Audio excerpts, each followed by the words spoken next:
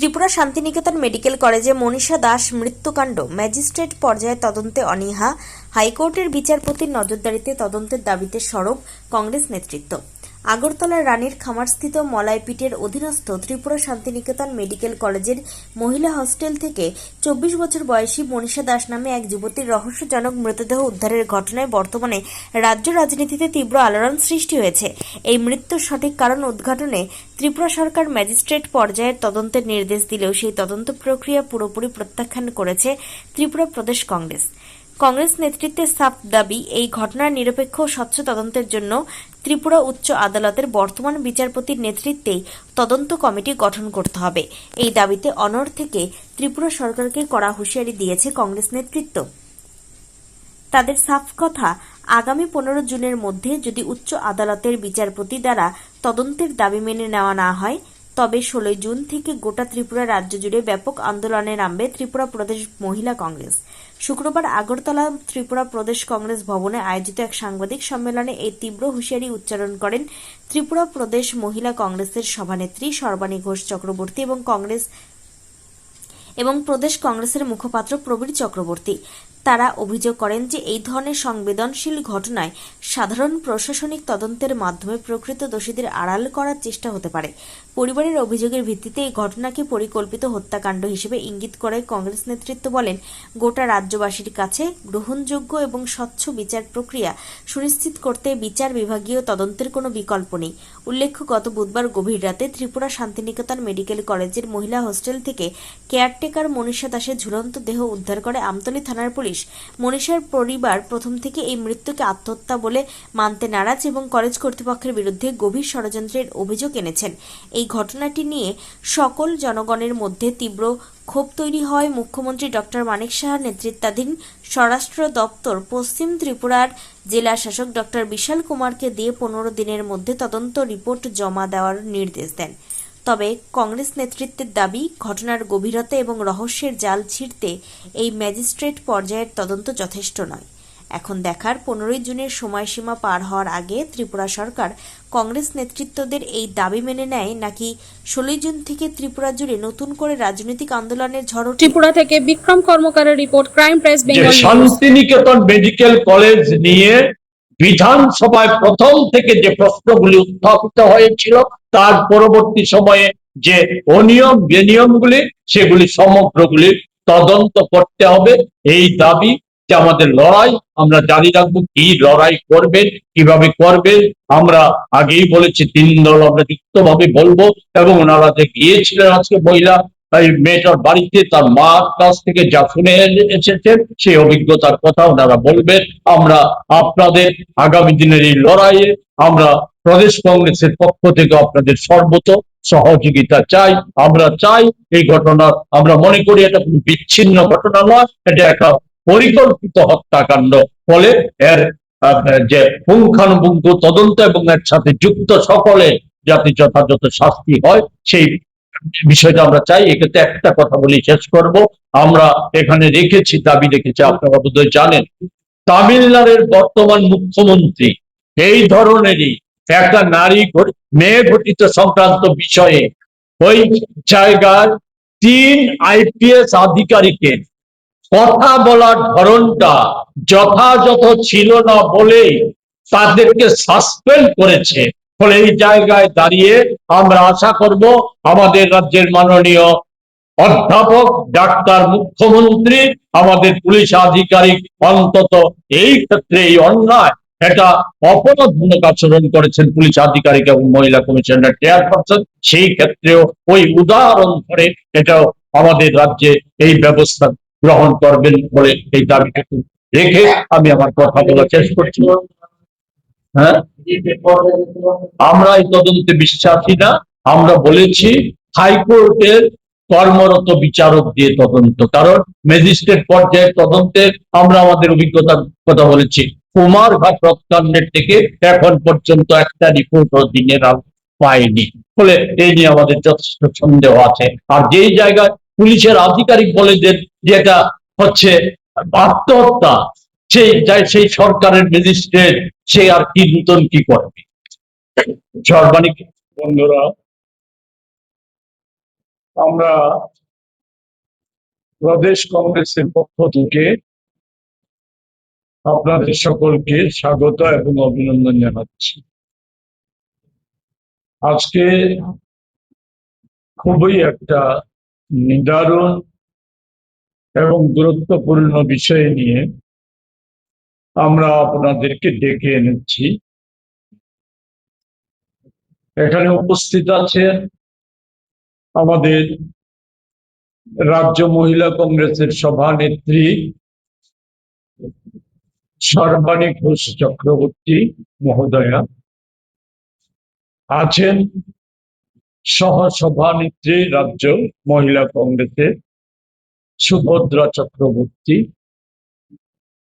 জেলা মহিলা কংগ্রেসের সভানেত্রী রূপা রায় দাস। আপনারা তখন আমাদের মুখপাত্র প্রবীর চক্রবর্তী মহাশয়ের কাছ থেকে শুনেছেন কি ব্যাপারে আজকে আমরা এখানে সাংবাদিক সম্মেলন ডেকেছি। খুবই মর্মান্তিক একটি ঘটনা, যেটা ভাষায় বলে বোঝানো যাবে না। আজকে আমাদের ত্রিপুরা রাজ্যে যেভাবে 6 বছর বয়সী শিশুর থেকে শুরু করে 80 বছরের আবার বৃদ্ধ বনিতা যেভাবে ধর্ষিতা হচ্ছে, অত্যাচারিত হচ্ছে এবং শোষিত হচ্ছে, তারই আরেকটি নিদর্শন আমরা সচক্ষে দেখে এলাম। সেটা আমাদের শান্তিনিকেতন মেডিকেল কলেজে কর্মরত যে মহিলা বলবো না, যুবতী, তার বয়স মাত্র 22 বছর। সে ওইখানে কর্মরত ছিল এবং সপ্তাহখানি সে 5টা থেকে 9টা থেকে 5টা পর্যন্ত ডিউটি করে এসছে। সেই জায়গা থেকে হঠাৎ করে গত সোমবার থেকে তাকে ওইখানে রাখা হয়েছে, যেটা ওর মার কাছ থেকে আমরা শুনে এলাম। মাকে সান্ত্বনা দেওয়ার মতো ভাষা আমাদের কাছে নেই। তারপর যা সেই যুবতী মেয়েকে হারানোর শক্তি যার গেছে সেই বোঝে। তার জন্য আমরা ত্রিপুরা প্রদেশ মহিলা কংগ্রেসের পক্ষ থেকে খুবই মর্মাহত এবং শোক সন্তপ্ত পরিবারকে বলবো ওরা যেন এটা থেকে রিকভারি করে ভগবানের কাছে এটাই প্রার্থনা করবো। যেটা শুনে এসছি সেই গত সোমবার থেকে সোম, মঙ্গল আর বুধবার দিন রাত্রে এই ঘটনা।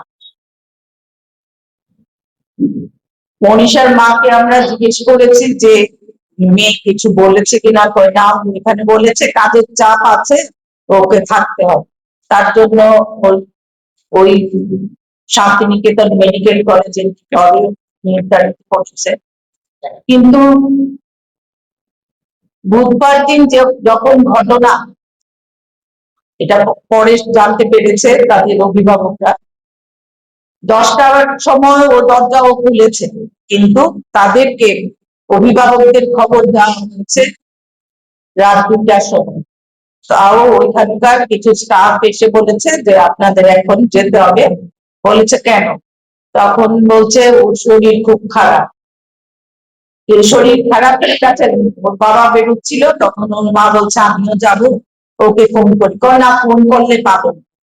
কি ঘটনা তাকে কিছু জানানো হয়নি। যাওয়ার পর দেখছে যে ওকে একটা রুমের মধ্যে শুইয়ে রেখেছে। আমার প্রশ্ন এই জায়গায়, যদি এরকম ঘটনা, যেটা আমাদের মহিলা কমিশনের চেয়ারপারসন এবং সাংবাদিক মাধ্যমেও জানতে পেরেছি আমরা, যে এটা তদন্ত, এটা কি করে ওরা ঠিক করেছে যে এটা নিছক আত্মহত্যাটা এটা তদন্ত ছাড়া ওরা কিভাবে জানতে পেরেছে? তাহলে কি আমাদের রাজ্যে যে পরপর মহিলাদের উপর অত্যাচার, ধর্ষণ, খুন হচ্ছে, সেইগুলি মতোই কি এই ঘটনাটাও পার পেয়ে যাবে? এবং সেই যুবতী মেয়ের মার মুখ থেকেই শুনতে পেরেছি ওই ঘটনাকে ধামাচাপা দেওয়ার জন্য নানাভাবে উপঢৌকন দেওয়ার চেষ্টা হয়েছে। যদিও ওর মা বলেছে আমার সেই উপঢৌকন নিয়ে আমার মেয়ে তো ফিরে আসবে না, তার জন্য আমি চাই না, আমি চাই শাস্তি। আমার মেয়ের যা দশা হয়েছে সেই দশায় যেন তার হত্যাকারীকে পেতে হয়। তাই আমি নিন্দা জানাচ্ছি এই ঘটনা তীব্রভাবে, এবং আমাদের মহিলাদের নিরাপত্তা সুনিশ্চিত করার জন্য আমাদের মাননীয় মুখ্যমন্ত্রী তথা স্বরাষ্ট্রমন্ত্রীকে এর জবাব দিতে হবে। উনি ম্যাজিস্ট্রেট বিচার যে তদন্ত করতে বলেছেন সেটা আমরা মানি না, এবং হাইকোর্টে কর্মরত বিচারক দিয়েই যেন এটা তদন্ত হয়। কারণ এর আগেও উনি যে কতগুলি ম্যাজিস্ট্রেট তদন্ত দিয়েছেন সেটা আজ অব্দি আমরা কোনো রিপোর্ট পাইনি এবং জনসমক্ষে তুলে ধরা হয়নি। তার জন্য মাননীয় মুখ্যমন্ত্রীর কাছে আমরা আবেদন জানাচ্ছি, মহিলাদের নিরাপত্তা যদি দিতে না পারেন তাহলে আপনাদের এই শাসনের কোনো দরকার নেই, এবং জনগণ এটার যোগ্য জবাব আপনাদের আগামী দিন দেবে। তার জন্য আমরা 15 জুনের পর থেকে আমরা জানান দেব আমরা কবে থেকে কর্মসূচি নিচ্ছি, এবং আমরা 3 দল মিলে সেই মহিলাদের উপর যেভাবে অত্যাচার হচ্ছে তার প্রতিবাদ স্বরূপ আমরা সারা রাজ্যে আন্দোলন গড়ে তুলব। এবং আজকে এই ঘটনা আমাদের ত্রিপুরা প্রদেশ মহিলা কংগ্রেসের যারা প্রতিনিধিরা গেছিল তাদের মধ্যে আমাদের সদর জেলার সভানেত্রী, মহিলা সভানেত্রী রূপা রয় দাস ছিল, রাজ্য ত্রিপুরা প্রদেশ মহিলা কংগ্রেসের সহসভানেত্রী সুভদ্রা চক্রবর্তী, গৌরী মজুমদার, এবং সূর্যমণিনগরে যেটা ওই বিধানসভা ঘটনা, সূর্যমণিনগর বিধানসভার সেই বিধানসভার ব্লক সভানেত্রী সাধনা সরকার আমাদের সঙ্গে ছিল, এবং ওখানকার স্থানীয় মহিলা কংগ্রেসের নেত্রীরাও ছিল। তাই আমি অতি সত্বর এটা বিচার চাই, এবং যতক্ষণ না সঠিক তদন্ত হচ্ছে ততদিন আমাদের এই লড়াই জারি থাকবে। ধন্যবাদ। এটা 15 জনের পর আমরা জানাচ্ছি সবিস্তারে।